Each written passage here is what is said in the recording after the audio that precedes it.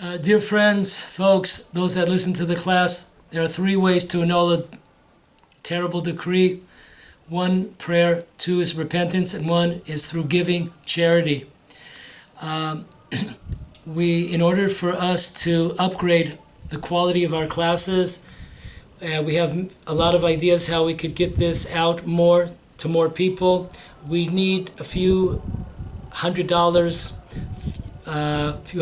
hundreds of dollars. Those that could help, $10, $20, $50, $100, whatever you could do would be a tremendous help, and this would be tremendous before the new year comes in. This would be a tremendous ticket into the next year. So whoever can help, much appreciated. And now to get to our class. Greetings one and all, Super Wednesdays here in the Holy Apple, Holy Hilltop, Holy Land. We're on the 18th day of Elul 5779. You know, sometimes you have a class and we always try to make it apropos, make it for the times. And class last week about Israeli soldiers repenting for the killing of the Arabs. Of course, it's very apropos. 'Tis the season about repenting, but sometimes you get a headline. You do a class, and you're thinking, okay, it's connected to the time or the holiday, but all of a sudden, you do a class and you get a headline, which is exactly your topic. That's today's class. That was last week's class. Here's yesterday's Jerusalem Post. Dutch court to hold war crimes hearing against Benny Gantz on election day.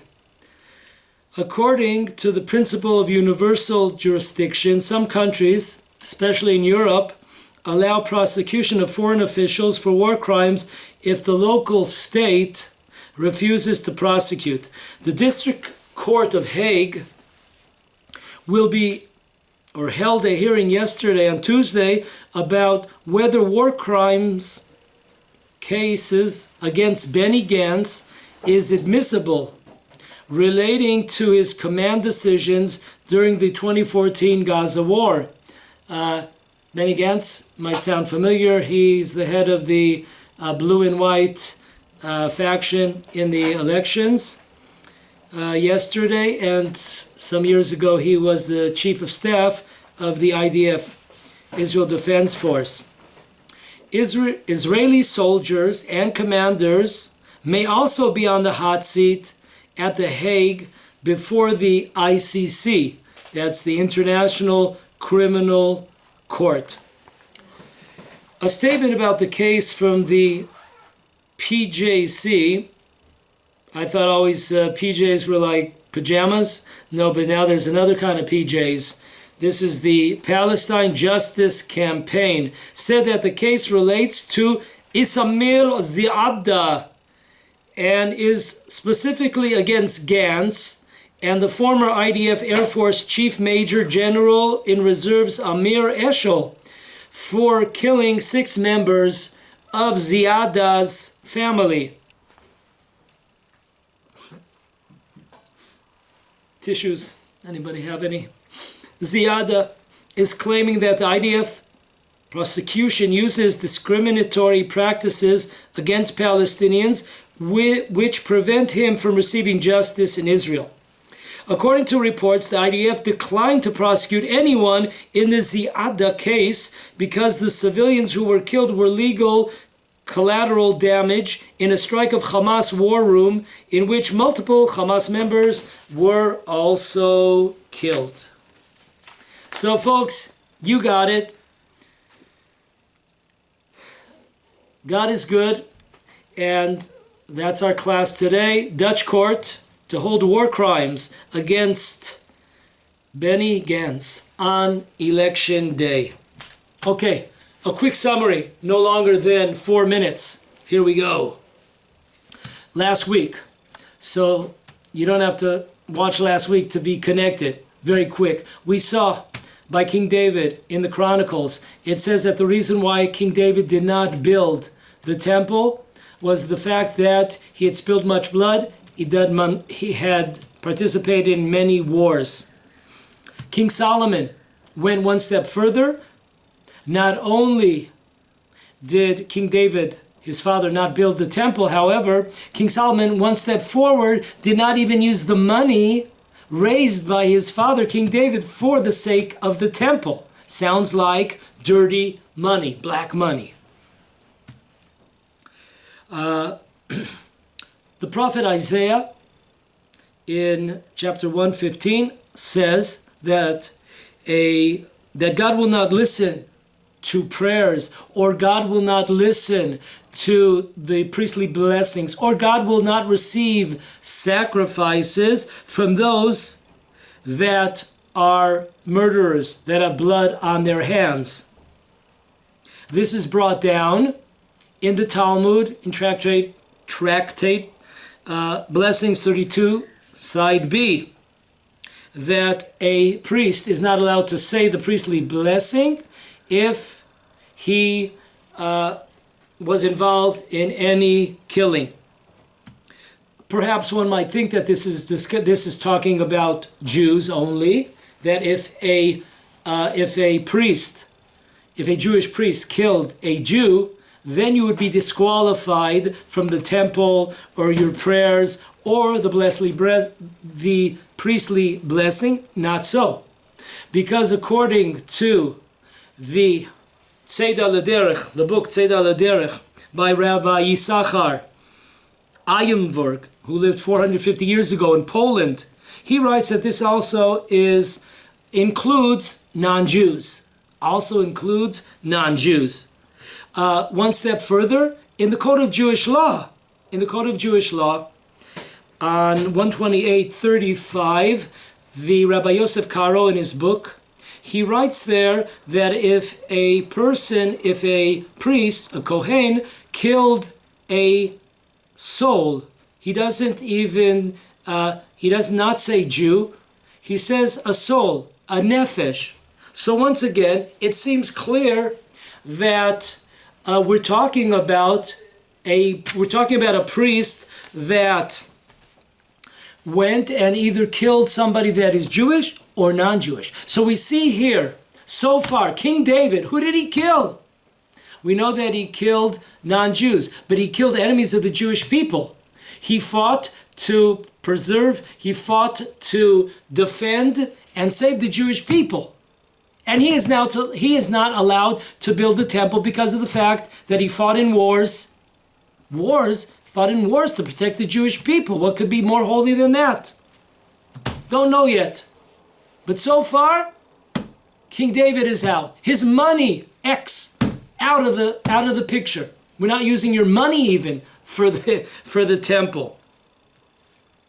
And it seems like whether you killed Jews or non-Jews, you're out of it. King David killed non-Jews, he's out of it. However, not so quick. We said last week that we saw totally contradictory opinion.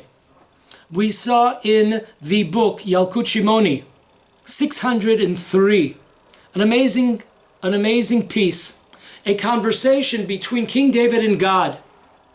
King David turns to God and says, I don't understand why I'm not able to build the temple because of the fact that I spilled blood, that I went to war. I went to war against the enemies of the Jewish people. God said, King David, don't worry. All the blood that you spilled in all those wars that you fought to protect the Jewish people and to conquer the land of Israel, in my eyes, God says, this is sweet. This is dear to me, like sacrifices that are brought to the temple. Oh, King David is taken back. He says, I don't understand, God. If all the blood that I spilled and all the people that I killed in order to conquer the land of Israel, to liberate the land of Israel, and to save the Jewish people, protect the Jewish people, If it's pleasant in your eyes, like sacrifices in the temple, then why am I not building it? God said, listen, King David, if you build the temple, it will never be destroyed. Woo! Yeah, baby. Never be destroyed. What could be better than that? Wrong, God says to King David. You see, I see the future, and I see the Jewish people are going to sin. And once the Jewish people sin, we're going to have to make a decision. What gets destroyed? What do we blow away? Do we blow away the Jewish people, or do we blow away the temple? And God says, I would rather blow away a building of sticks and stones. That is preferable than destroying the Jewish people. So, King David, if you build the temple, it can never be destroyed. And then I'll have to destroy the Jewish people because of their sins. If you do not build the temple, if your money is not used for the temple, then it can be destroyed and the Jewish people will be saved. That is preferable. Okay, that was last week.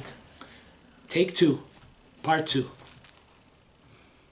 Okay, a tremendous contradiction here. On one hand, we see black and white, that the reason why King David did not build the temple was the fact that he fought wars against the enemies of the Jewish people. Black and white. We see that he spilled blood, the enemies of the Jewish people, and he's not allowed to build the temple. On the other hand, we see the exact opposite. Tremendous contradiction here. That King David, all the blood that he spilled, all the wars that he did, were pleasant in the eyes of God as sacrifices in the temple. As Jews performing commandments, Jews doing God's will. This is pleasant in the eyes of God. So what in the world is going on? Are the wars that King David fought, are they positive? Are they negative? So I know that you haven't slept for the last week because you're nervous about how this is going to turn out. An amazing, amazing commentary. Folks, there's a lot of commentary, but this one just hits the sucker like right out of the ballpark. Rav Yonatan Eifshitz, in his classic work, Ya'arot Dvash, book number 1, his second speech, page 42. He asked this question, and his answer is an amazing answer. It was worth coming to the world just to hear his answer. An amazing answer. It has to be that God sent him this answer like prophetic. This is like from above. This tremendous present. Listen closely. Here's how Rabbi Yonatan Eifshitz solves the contradiction. We know that in Tractate, the Blessings, page 6, side B. Also in Sanhedrin 15, side B. Talks there that every day the wise men of the Jewish people, the sages of the Jewish people, would come up to David. This was going on for 3 years. Can you imagine? Day in, who's there? Oh, it's us, our sages. Next day, oh, who's here? Long time no see. Long time no see. Weren't you here just yesterday? Every day you like knock on the door. So the sages walked in and said, listen, King David, Jewish people are in a terrible, dire strait. There's a famine in the land. There's a famine in the land. There's no food for the Jewish people. Please, go into your treasures, go into your stocks, go under the floor, wherever you hide. We know that you have tons of money, and free those assets so the Jewish people can buy food in different countries. And every day, King David would say, no. If you want, I give my A-OK for the Jewish people to go out and fight voluntary wars against the neighboring nations. Take the Jewish people, fight. Many times when countries are doing awful economically wise, the best solution for them to stay in power is to go to war. It's happened many, many times in history. When your back is against the wall, then you might even pull a false flag and go out to war. Take the people's minds off of you. So King David, every day for 3 years, refuses to free the assets that he has, that he gathered for the temple. And according to his opinion, King David, he was a tremendous Torah scholar. People see him as, as this fighting guy. He was a fighting person, but mostly he was a Torah scholar. And he sort of gave a Jewish law that the building of the temple is more important than the lives of the Jewish people. So he gave, on one hand, he refused to release the assets. On the other hand, he gave the green light for the Jewish people, for the Jewish army to take Jews out and go fight voluntary wars against the neighboring countries. And therefore, this way, they would be able to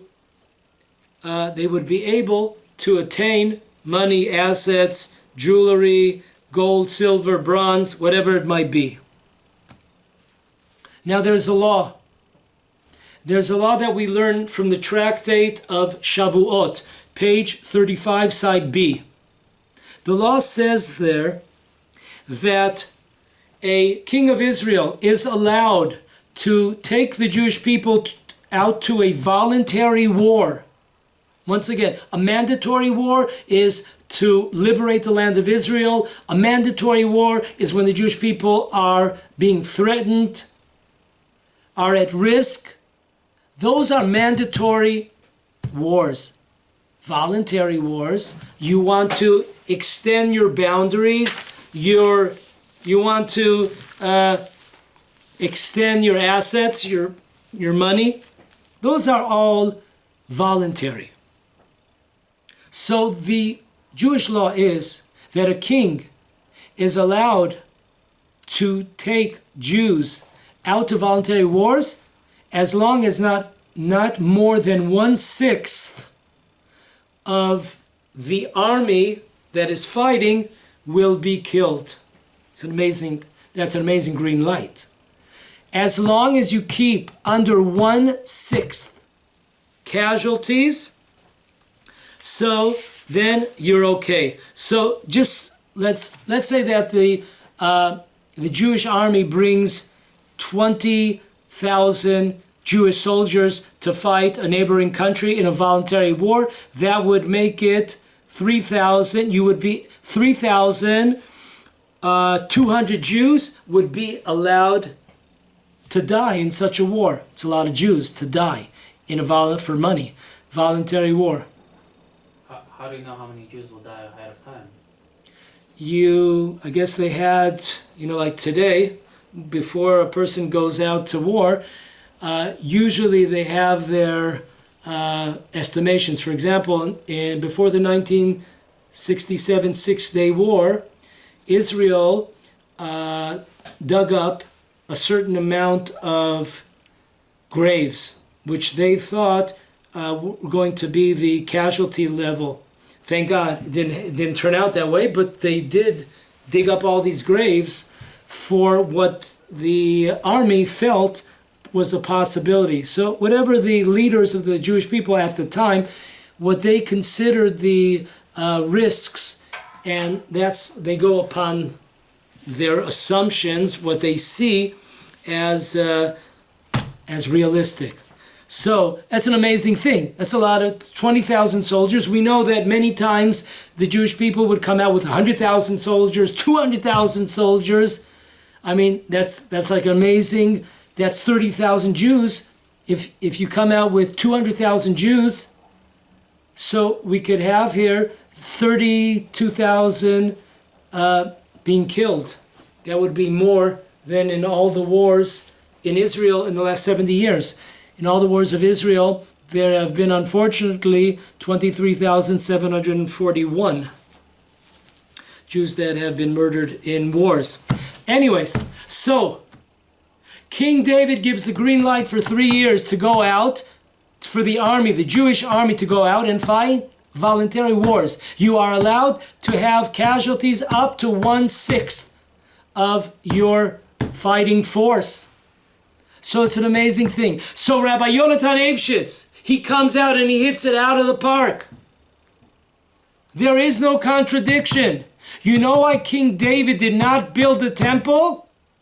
The wars that he fought against the enemies of the Jewish people, against the non-Jews, the wars that he fought to defend the Jewish people, the wars that he fought to liberate the land of Israel that was promised to us by God. Those were all pleasant in the eyes of God. However, when God writes in his Torah that King David had blood on his hands because of the many wars that he was involved, we're talking about Jews that were killed because King David did not release the funds that he had gathered and saved up for the building of the temple. And because of these funds, thousands of Jews died.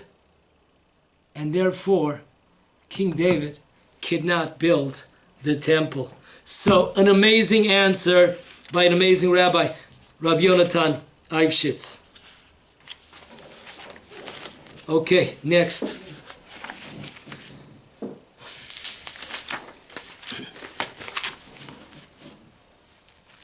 We see famous story in the Torah. Famous story in the Torah that Pinchas, the son of Elazar, the son of Aaron, the grandson of Aaron, the priest, he goes out one day and he sees that the head honcho, the head of the tribe of Shimon, Zimri ben Salu, the leader, the president of the tribe, wants to have relations with a Midianite princess. Her name was Cosbi, the daughter of Tzur. She was a princess. And now she is trying to bring down the Jewish people. And Zimri, why he did it, that's a different topic for a different class.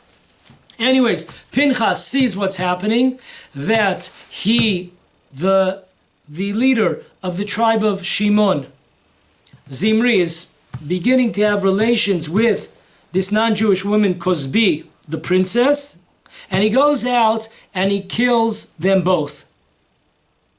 And then God promises him a covenant of peace. You know, what's the connection between what Pinchas did, an act of violence, going out and killing these two leaders, and a covenant of peace? So listen to this amazing. The commentator, the Chizkuni, at the beginning of the portion of Pinchas in the book of Numbers, why did God give him a covenant of peace? Because Pinchas was very fearful. He was fearful that no longer, because of the fact that he killed, number one, the leader, the president of the tribe of Shimon, Zimri, and he killed Cosbi, princess of Midian. He thought that he was going to lose his share in being a priest. Why? Because he knew that there was a law in the Torah that states that a priest that kills someone is no longer allowed to perform the blessing, the priestly blessing, or is no longer allowed to work in the temple to offer sacrifices. So therefore he was fearful. And then God comes up to Pinchas and says, stay cool, bro. No problem. You have to understand what you did was totally, the fact that you blew away these two people was for the sake of heaven. You observed a commandment. Nothing bad will happen to you. So Pinchas was afraid, and therefore God promised him, made a covenant with him of peace. Peace means in Hebrew, shlemut, completeness, wholesomeness, which means he would retain being a priest and serving in the temple, in the Beit HaMikdash. Next commentator on the act of Pinchas against the two leaders. In Moshav Zkenim, these were rabbis, sages from the Baalei Tosfot that we have in the Talmud.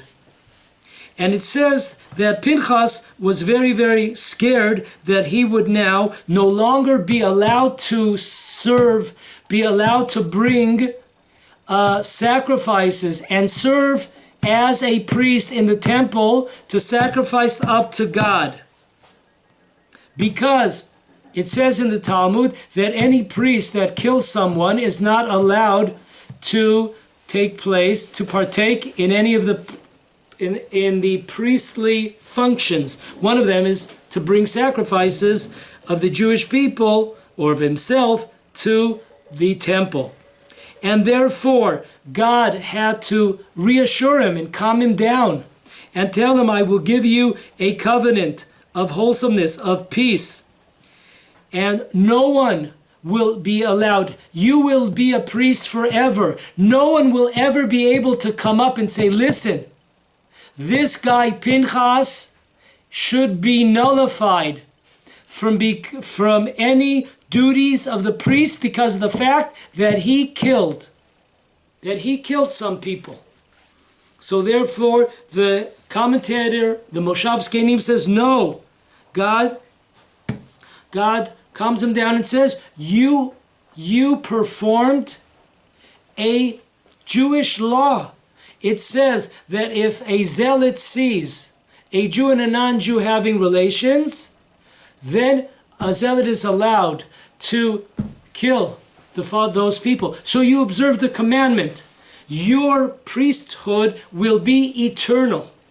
Nothing bad will happen to you. So we see here, even a Jew who killed another Jew. In the first cases,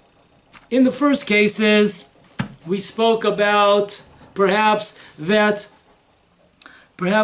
this is talking about Gentiles. If a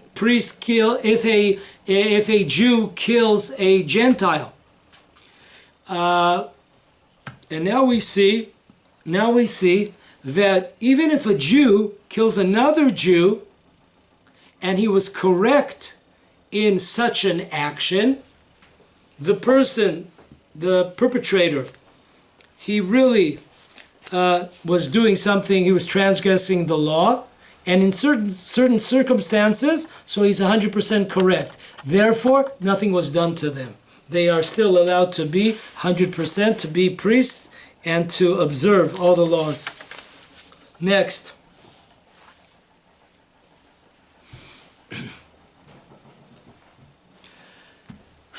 We said at the beginning of our summary of the class that perhaps we would think that what it says in the Code of Jewish Law, that a Jew who spilled the blood of someone is not allowed to, his prayers would not be heard, and his service to God would not be listened to. And if he was a priest, he was not allowed to say the priestly blessing. So we were under the assumption that this is talking about a Jew. However, we were surprised when we saw that according to Rabbi Yisachar Ayel Nevorg, who lived 450 years ago, he writes in his Jewish law book, he writes that the prohibition includes non-Jews. So it doesn't matter if a Jew kills a Jew or a non-Jew. We also mentioned that according to the Code of Jewish Law, 128:35, it seems like the Code of Jewish Law is not saying anything black and white, but he does not use the term Jew or Israel. He just uses the term nefesh, a soul. So it seems like this prohibition would include somebody that killed Gentiles. However, not so fast. Why? Listen to this is amazing. And this is such an important foundation to remember. Many, many times you will see pages of discussions. And the discussions are fake news. What does that mean? Unfortunately, for the last 2,000 years, the Jewish people, when they would write something, they would have to be very careful. Because if it ever got into the hands of the anti-Semites, then the Jewish people, there would be tremendous decrees against the Jewish people. So therefore, what we call censorship. So there's an amazing point. Sometimes you could see rabbis going back and forth. It's all based on fake news, which means the rabbi saw a version of some book, and the version that he saw, of course, was censored. And that's not what it really says. That's not what it really says. And specifically, they wrote it that way so you wouldn't understand. However, thank God, in the last 50 years or so, we have many, many books that are coming out in our times that are based on the handwritten manuscripts, and there is no censorship. And now you could see exactly what was written there. There are many, many times, thousands of times, that lines were taken out of books. Lines! Not a word, lines! So, unfortunately, in certain cases, rabbis gave their law based on fake news, based on false books that were at their disposal. I mean, what could they do? That's what they had. They saw. That's what their eyes saw. And they were not able to get their hands on a handwritten manuscript to see what the language was. And so they had no choice. And they gave their bottom line law. And here's a case, classic.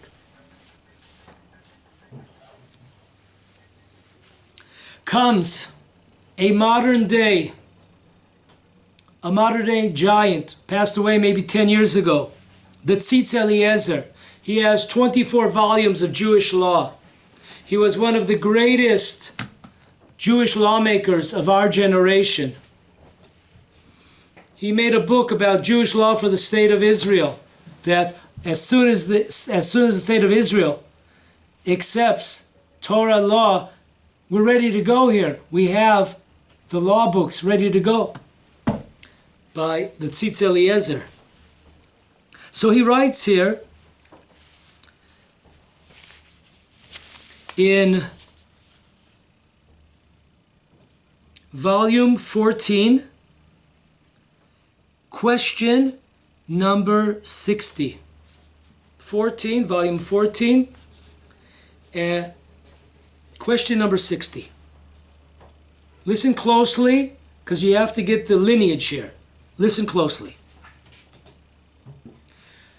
The rabbi who wrote this comment, that he gave down his opinion that somebody that kills a non-Jew is included to be not allowed to say the priestly blessing or to bring sacrifices to the temple, or their prayers would not be heard by God, includes non-Jews.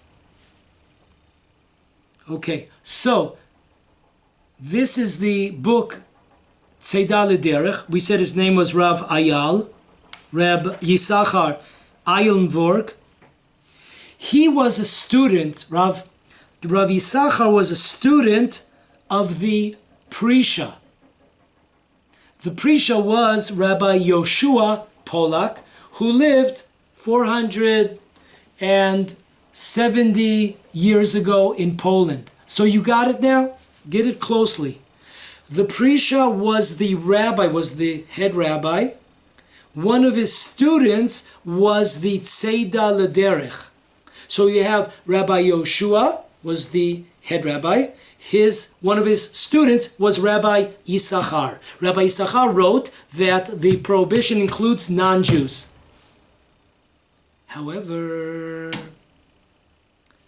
if somebody would have seen what the chief rabbi, the head rabbi, Rabbi Yoshua, wrote on this subject, he wrote in black and white on handwritten manuscripts that this is talking about Jews, not non-Jews.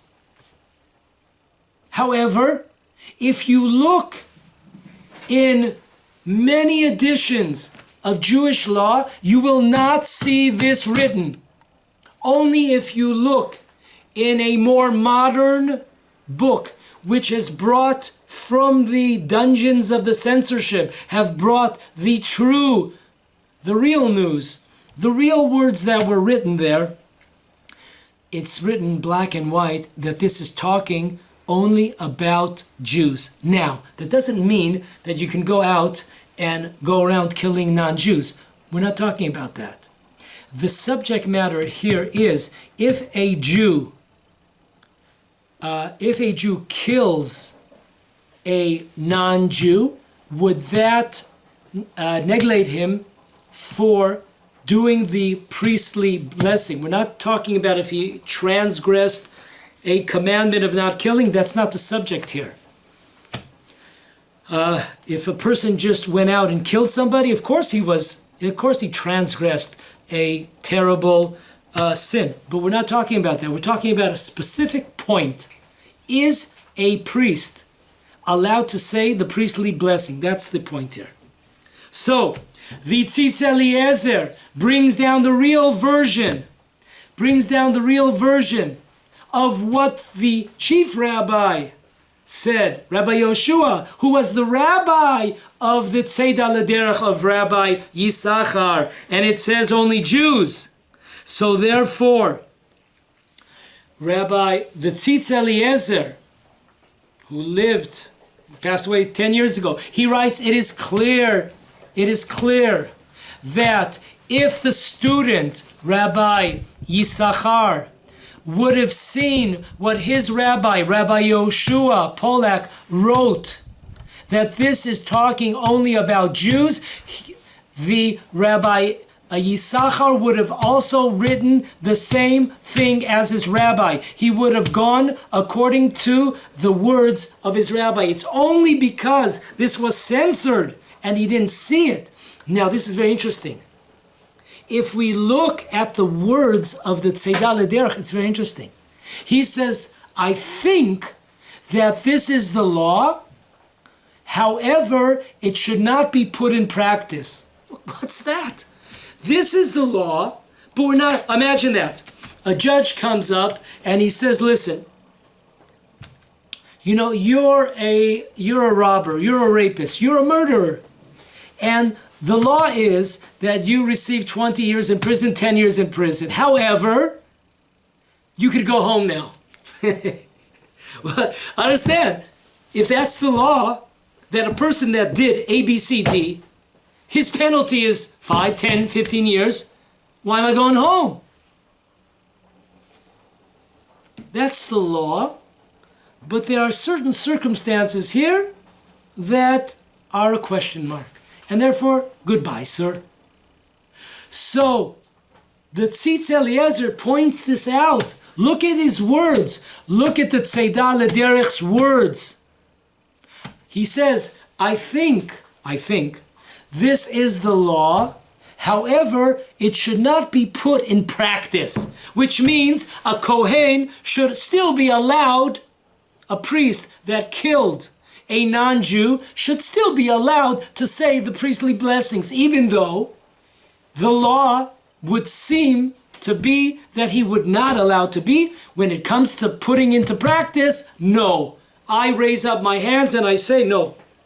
When it comes to putting into practice, let him do the priestly blessing.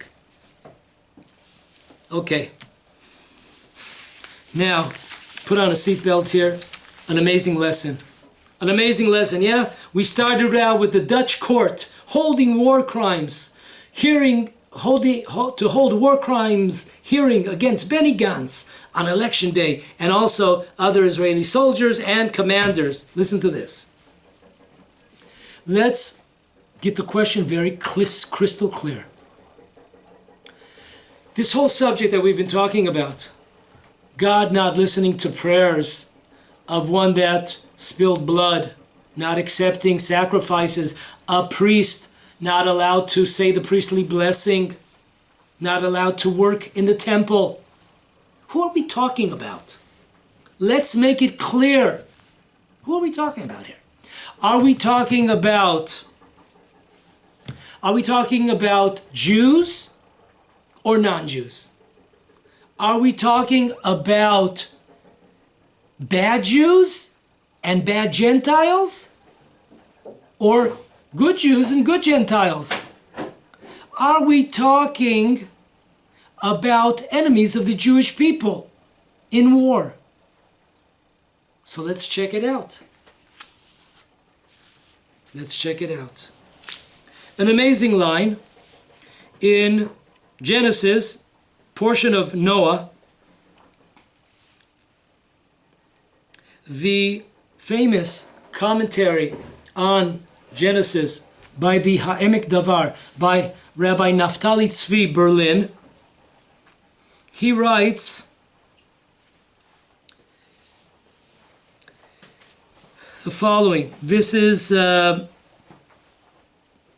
chapter 5, verse 5.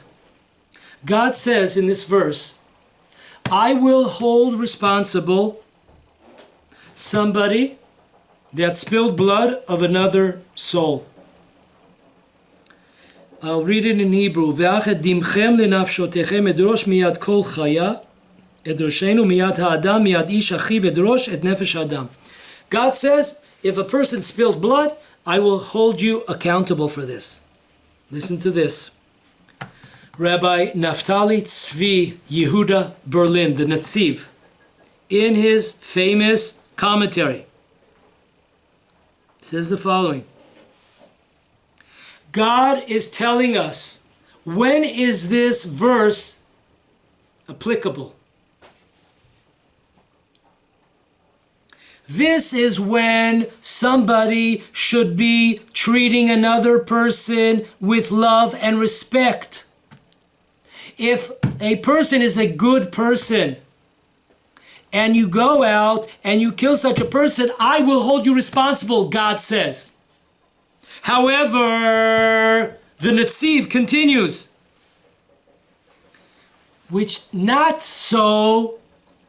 This would not be the case when we're talking about times of war. Times of war are times to hate the enemy. These are his words, not mine. A time of war. A time of war. People are so ridiculous and people are so PC'd out. Oh, we don't hate our enemies. If you don't hate your enemies, you won't fight properly against them. In World War II, America had a branch the branch was just to bring propaganda, to hate the enemies of the Americans. That was their job to do, to make sure that you hate the enemies. That was the job. So this is a time to hate. As King Solomon said, there's a time for love and there's a time of hate. And there is no penalty for such killing. The Netziv writes, there's no punishment for such killing. Its verse says, I will hold you accountable. You will have to pay with your own life. Here, no problem. You're fighting a war against the enemies of the Jewish people. No blood on your hands. There are no consequences here. You're 100% okay. Because this is how God made the world. This is how God created the world. And even the king of Israel is even allowed to take the Jewish people out to a voluntary war. Yeah, voluntary. We need some money. Even though he knows that a sixth of the Jewish people might be killed, there is no blood. Okay, he would be allowed to do that. Only if it would be over that amount of percentage, then that would be a different case. But this is the way of the world, that when a person goes out to fight a war against the enemies of the Jewish people, there are no repercussions, and a person is 100% okay. Now, we said, who are we talking about here? If we notice, we have a famous holiday, you might have heard of it, it's called Hanukkah. Everybody loves it, the Reform, the Conservative, the non-believers. I mean, it's not such a difficult holiday, you just have to light a candle or so. I mean, as the days go by, it gets a little bit more difficult. 1 candle, 2 candles, sometimes there's a little bit of a wind, blows out the candle, you have to light it again, it's not, okay. You have to eat these donuts, these round donuts. It's really fun. There's not too much, there's not too much you have to do. However, if you think about it, we should all be screaming at the top of our lungs. We should be screaming, what's going on over here? Who fought that war? Who led that war? I mean, the Jewish people fought the war, but who led the war? Kohanim, the Chashmonaim, the Maccabees, they were all priests. So maybe when they came back to rededicate the temple, maybe they were said, there was no entrance sign. Oh, now you guys no longer can function as, workers in the temple. You could no longer bless the people with your priestly blessing because of the fact that you went out to war. I mean, it's ridiculous. Whoever heard? These people are heroes. The Maccabees are heroes. Even the Reform and Conservative, they're heroes. So, of course, as the Netziv, Rabbi Naftali Tzvi Yehuda Berlin, says very clearly, that when there's a time of war, it's a time for hatred against the enemies of the Jewish people, and no one is going to the ICC court in the Netherlands. No one's being tried. It's not the way it works. These are Jewish heroes. So we see.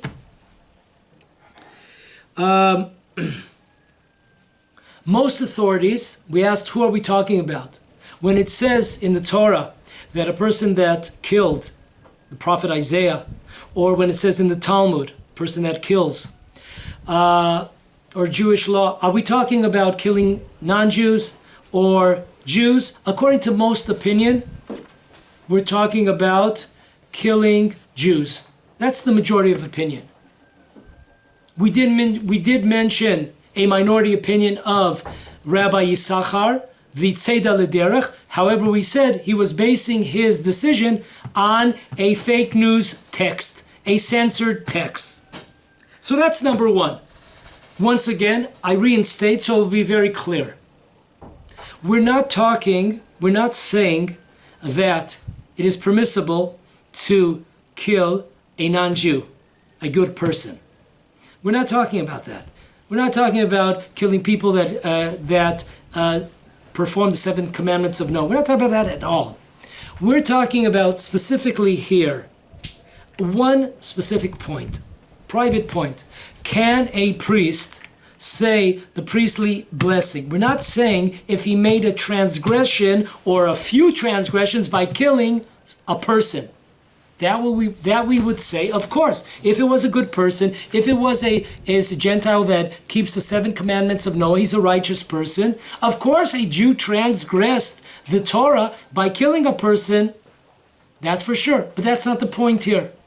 The point here is on this paragraph of Jewish law. Would a priest be allowed to say the priestly blessing? And according to most opinion, the answer would be yes. On this issue, yes. Okay. Now, we're going to hit you with 3 major league Jewish law opinions of our day, and then we'll call it a day. So, drum roll, please. Number 1, we explained that the Tzitz Eliezer in the 14th book, in the 60th question, says very clearly that, of course, all soldiers that went out to fight against the enemies of the Jewish people for all the wars in the state of Israel, of course, they did the correct thing. They are heroes of the Jewish people. They defended. They went to liberate the land of Israel. Of course, they can continue praying. They can continue saying the priestly blessing. So that's our all-star number 1, the Tzitz Eliezer. Moving forward, we have the chief Sephardic rabbi, former chief Sephardic rabbi, Rabbi Ovadia Yosef, one of the most respected, an amazing, he has dozens and dozens of books. The amount of just his knowledge, everything was by heart. An amazing sage of our times who passed away a few years ago. He writes in his second book called Yechaveh Da'at. He writes in the second book, in the question 14. There he writes there, he asks the question. He also brings down that, according to the majority opinion, we're talking about the killing of Jews killing Jews. And then he goes on that it is without any doubt that if there are any priests, kohanim, in the Jewish army, then this person, this cohen, this priest that went out to fight for the Jewish people, there is no one higher than he is. That he went out to defend the Jewish people. Why? Because it says in the Torah that someone that comes to slay you, you get up and you slay them first. So any soldier out there who's trying to defend the Jewish people, to try to slay the enemies before they could get at us, is a tremendous hero of the Jewish people. And then he talks about the tremendous priests that are in the army, the Kohanim that are in the army, the Jewish army in Israel, that are there to protect the Jewish people and there protect the land of Israel. There is no doubt, no doubt, baby, that they have, the fact that they went out and they killed the enemies of the Jewish people, they have observed a tremendous commandment, a tremendous mitzvah. Yeah? In order to destroy the enemies of the Jewish people. And this is a mandatory war. And there is without any doubt that these priests, these Kohanim that participate in all wars against the enemies of the Jewish people, in our days, the last 70 years, the Arabs, they are 100% kosher for the priestly blessing. That's also Rabbi Ovadia Yosef's bottom line. Last but not least, Piskei Tshuva. In the Code of Jewish Law, 128, it's in the book of Piskei Tshuva, it's 74. And he writes there very clearly. It is simple, he writes. Simple. Not complex. Simple. That any Jew fighting against the enemies of the Jewish people it is permissible for a cohen, for a priest, to participate in these wars, even though it's understood that there's a good chance that he might have to kill people. It doesn't matter. Of course, a cohen is allowed to participate in a mandatory war in the land of Israel for the sake of liberating the land of Israel and defending the Jewish people. And there is no problem whatsoever. It's simple issue that he would be allowed to say the priestly blessing. And not only that, in a time of war, the whole objective is to destroy the enemies so they will not kill men, women, and children. And the Torah teaches us that that someone or a nation that stands up against the Jewish people to slay us, you better wake up early in the morning and slay them first. So the bottom line of the Piskei Tshuva is any soldier that is a priest or not a priest, whatever, they're doing a tremendous service for the Jewish people. These are heroes of the Jewish people, and there's no question involved whether they are allowed to say the priestly blessing or work when the temple is built. They should be allowed to work in the temple. They, just like in the time of Hanukkah, these were the heroes of the Jewish people. And they are our teachers, and they teach us what is correct and what is not correct.